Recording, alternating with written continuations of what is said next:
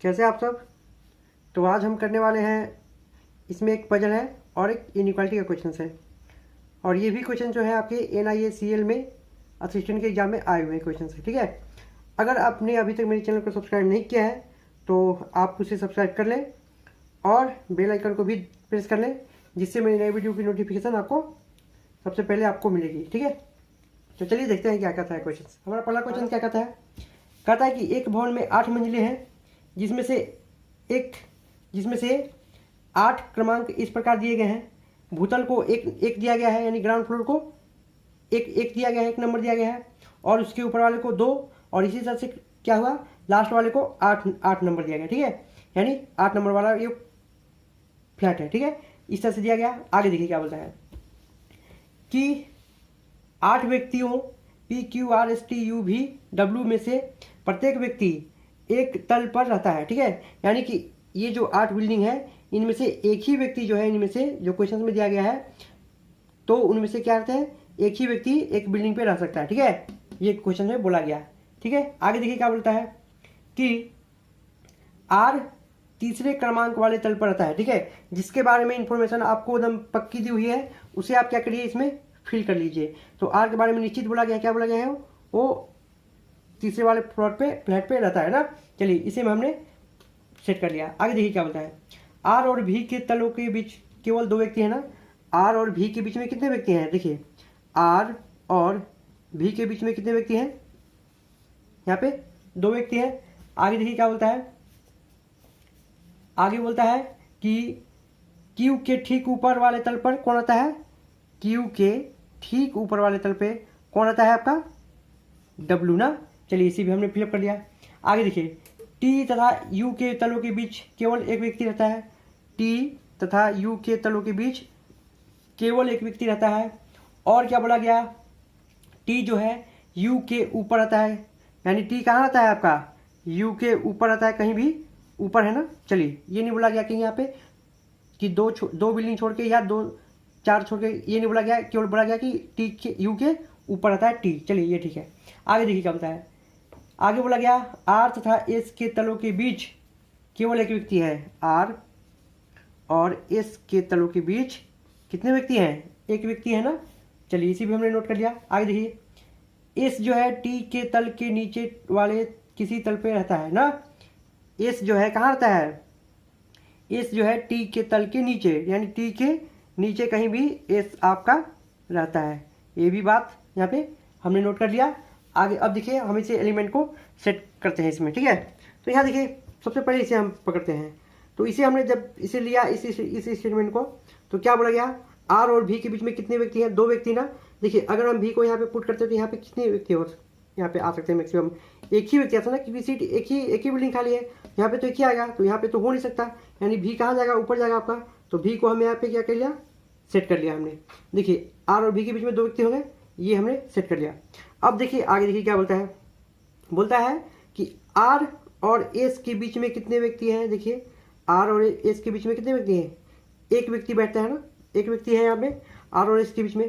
तो देखिए, आपका S कहाँ पे आ सकता है, एक तो आपको सपोज करें हमने यहाँ पे आ सकता है। ठीक है, और एक अगर ऊपर चले तो S यहाँ पे आ सकता है। चलिए, ठीक है। अब देखिए क्या बोलता है कि यहाँ पे बोला गया कि T के नीचे रहता है S ना। तो T को हम कहाँ ले सकते हैं, T को अगर सपोज हम इस कंडीशन में लेते हैं, ठीक है ना, अगर इस कंडीशन में हम लेते हैं तो T को हम क्या यहाँ ले सकते हैं। ठीक है, T को हम क्या यहाँ ले सकते हैं।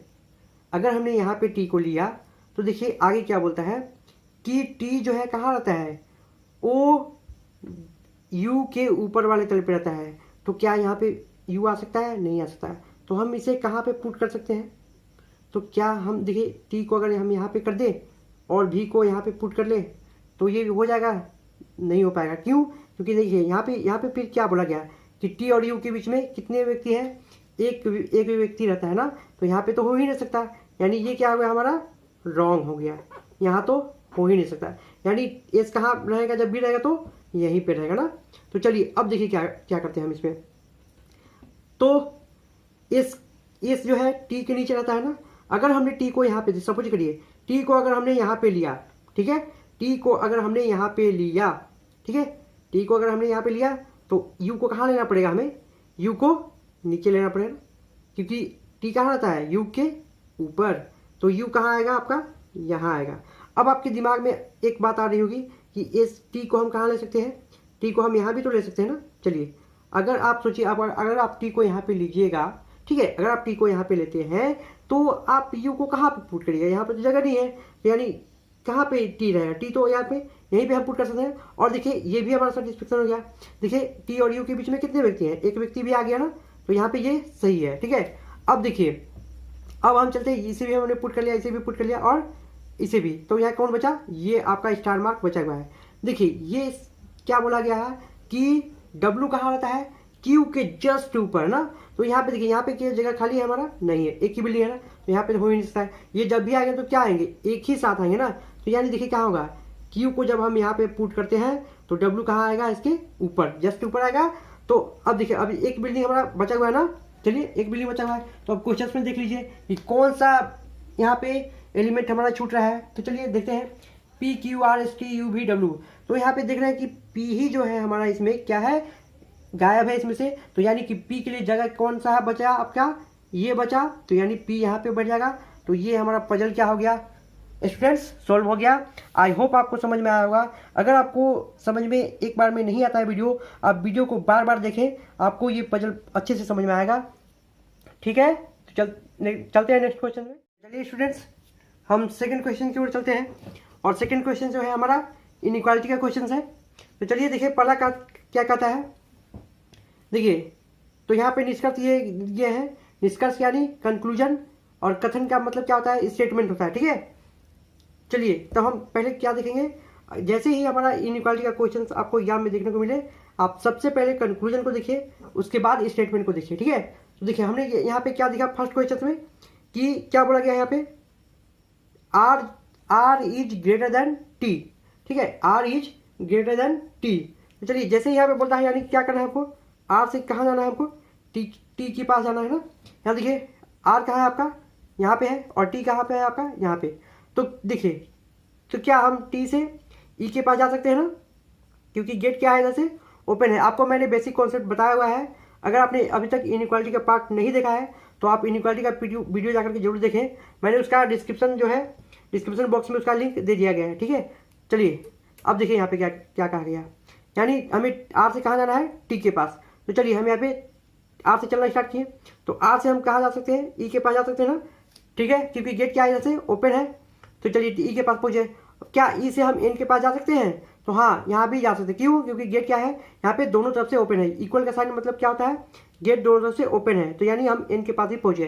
क्या N से हम T के पास जा सकते हैं, तो यहाँ पे हमने देखा कि हाँ T के पास जा सकते हैं, क्यों, क्योंकि गेट क्या है इधर से ओपन है ना, आपका N की ओर ओपन है गेट, यानी T के पास पहुंचे। तो ये क्या हमारा स्टेटमेंट हो गया, ये हमारा कंक्लूजन जो है ये ट्रू है, ठीक है। आगे देखिए, अब इसे देखिए, P is greater then N, क्या बोला गया यहाँ पे, P is greater then N, यानी P से कहाँ जाना है हमको, N के पास जाना है। देखिए P यहाँ पे है और N यहाँ पे है, तो देखिए हम क्या जा सकते हैं, चलिए चेक करते हैं। N से हम कहाँ जा सकते हैं, P के पास, की भी गेट क्या है, इधर ओपन है ना, तो हम N के पास पहुंचे। क्या N से R के पास जा सकते हैं, नहीं जा सकते, क्यों, क्योंकि यहाँ पे देखिए गेट क्या है इधर से क्लोज है ना, और जब भी गेट यहाँ पे क्लोज हो गया तो हम आगे बढ़ ही नहीं सकते, यानी कि ये क्या हो गया हमारा, रॉन्ग हो गया आपका। यानी आपका आंसर क्या बना इसमें, आपका आंसर इसमें बना है, आपका आंसर इसमें क्या हुआ, आपका आंसर इसमें 1, यानी आपका क्या हुआ, कंक्लूजन 1 फॉलो करता है ना, ठीक है। चलिए अब सेकंड क्वेश्चन की ओर चलते हैं। यहाँ पे देखिए P equals to T is less than P, यानी कहने का मतलब इसे हम ऐसे भी कर सकते हैं कि P is greater then T। यहाँ पे देखिए इस क्वेश्चन में आपको क्या दिख रहे हैं, एलिमेंट सेम दिख रहे हैं ना, देखिए PT और TP यहाँ पे एलिमेंट सेम दिख रहे हैं।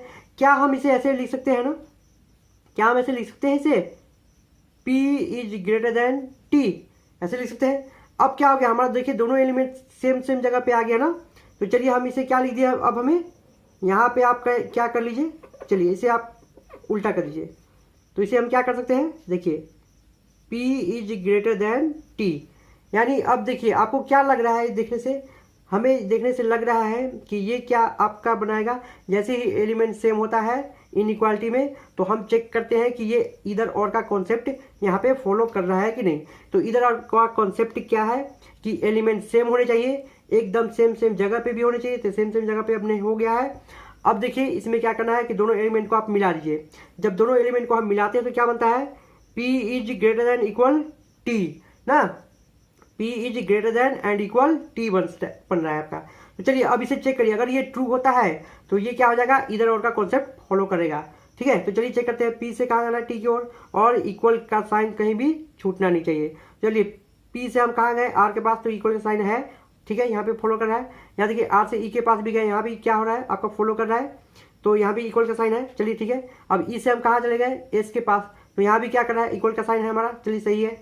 अब S से हम कहाँ गए, N के पास, तो यहाँ भी इक्वल का साइन है और ग्रेटर का साइन है। चलिए सही है। और N से हम कहाँ चले गए, T के पास, यानी क्या कर रहा है कि यानी हम कर सकते हैं यहाँ पे पहुँचे ना T के पास, यानी कहने का मतलब ये क्या है हमारा, ट्रू है। अब जैसे ही ट्रू होता है तो हम इस पर क्या बोलेंगे कि ये इधर और का यहाँ पे कॉन्सेप्ट आपका फॉलो कर रहा है, इधर 1 और 2।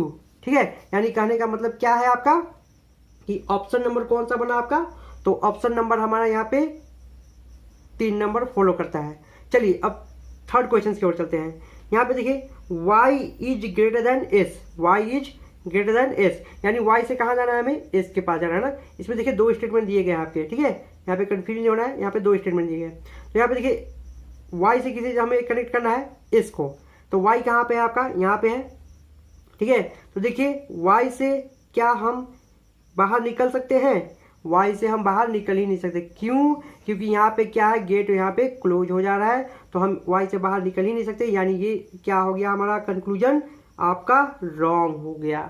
अब देखिए m से का m is greater than and equal to q, तो देखिए हम यहाँ पे देखिए इस साइन का मतलब क्या है कि रास्ते में कहीं भी इक्वल का साइन छूटना नहीं चाहिए। ठीक है, रास्ते में कहीं भी इक्वल का साइन छूटना नहीं चाहिए। तो चलिए चेक करते हैं इसे। एम से हम चलना स्टार्ट किए तो यहाँ पे क्या हमने देखा कि इधर से क्या है, गेट क्लोज्ड है ना, क्योंकि देखिए गेट इधर से ओपन है, इधर से तो ओपन नहीं है, यानी हम आर के पास जा ही नहीं सकते, क्योंकि हमें कहाँ जाना था, क्यू के पास, तो हम आर के थ्रू ही पहुँच सकते थे कहाँ, क्यू के पास। और जबकि यहाँ पे देखा तो यहाँ पे क्या है, गेट क्लोज्ड है, तो यानी ये भी क्या हो गया हमारा, रॉन्ग हो गया। तो इसमें क्या होगा, नाइदर 1 और नाइदर 2। ठीक है, नाइदर 1 और 2 यहाँ पे ये हो गया। तो यहाँ पे ऑप्शन नंबर आपका कौन सा बना, तो ऑप्शन नंबर यहाँ पे बन रहा है आपका 4, यानी नाइदर 1 और 2। ठीक है, चलिए अब देखिए फोर्थ क्वेश्चन में देखिए यहाँ पे क्या है कि S is greater than R, S is greater than R. चलिए एस से कहाँ जाना है, हमें आर के पास जाना है ना, तो एस कहाँ आपको दिखाई पड़ रहा है, यहाँ पे है, और हमें पहुँचना कहाँ है, आर के पास। तो चलिए चलते हैं हम। तो ये देखिए एस से हम कहाँ जा सकते हैं, ई के पास जा सकते हैं। ई से हम क्या सी के पास जा सकते हैं, तो हाँ यहाँ पे सी के पास हम जा सकते हैं, क्योंकि गेट क्या है इधर से ओपन है आपका। चलिए पहुँच गए।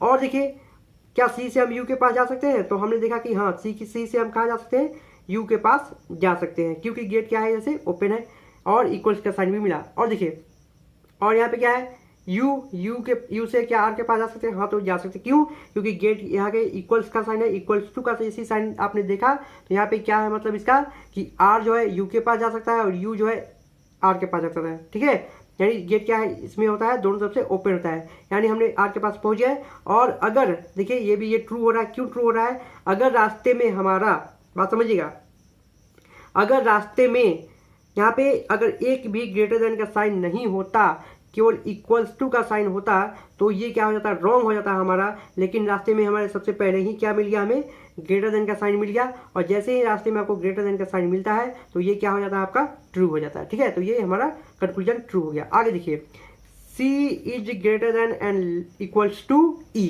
ठीक है, तो चलिए इसमें इसका कंडीशन तो आपको पता ही है कि इस रास्ते में क्या होना चाहिए, एक भी इक्वल्स टू का साइन छूटना नहीं चाहिए रास्ते में, ई तक ई के पास पहुंचते समय।